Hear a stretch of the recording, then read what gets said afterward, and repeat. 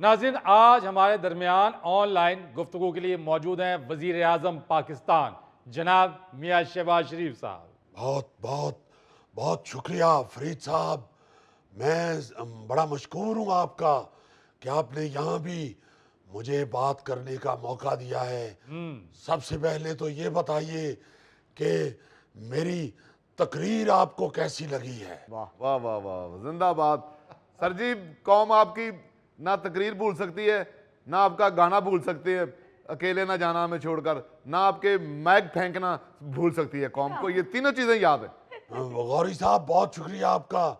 फरीद साहब आपको मेरी तकरीर कैसे लगी?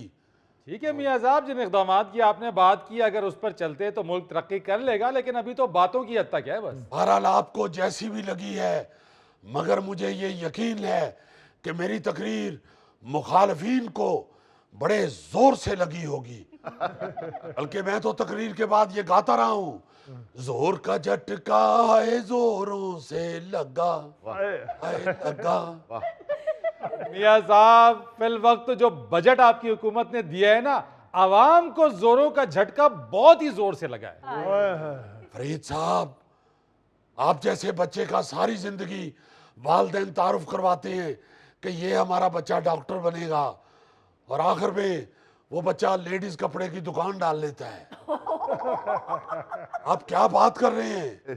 देखिए, इन लोगों ने मुल्क ऐसे चौक में पहुंचा दिया था जहां से कितने सारे रास्ते निकलते हैं और समझ ही नहीं आती कि तरक्की का रास्ता कौन सा है।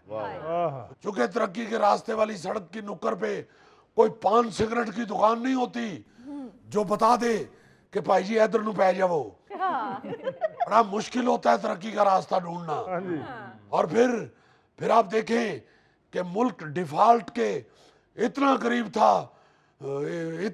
था जितना लाहौर से शदरा है। सर जी, लाहौर शहर ते शदरा ते मिक्स हो गए। और गौरी साहब, डिफॉल्ट और मुल्क भी दोनों मिक्स हो चुके थे, बल्कि टिच बटन बन चुके थे। मैंने तो नवाज शरीफ साहब की हदायत पे अमल करते हुए इस टिच बटन में नाखून फुसा के इनको अलग किया है। मियाँ साहब, जरदारी साहब का कोई इसमें किरदार नहीं है। जी जी जी, उनकी भी हदायत देखें। जो बड़ा भाई होता है वो हदायत दे सकता है। जरदारी साहब और नवाज शरीफ साहब दोनों मेरे बड़े भाई हैं। मियाँ साहब, वैसे जरदारी साहब आपसे उम्र में छोटे हैं। हाँ जी। फरीद साहब, अक्सर बुजुर्ग आप जैसे लड़के के लिए कहते हैं कि वो आएगा तो मेरी दवाई लेके आएगा, और वो जब लेके आता है तो गलत ले आता है। आप देखें, जरदारी साहब के पास इस वक्त जो मनसब है, जो कुर्सी है, वो सबके बड़े भाई हैं। आप ये मत कहें। और अल्लाह के फजल से मैंने अपने बड़े भाइयों की गाइडेंस से मुल्क को तरक्की और खुशहाली की राह पे गामजन किया है।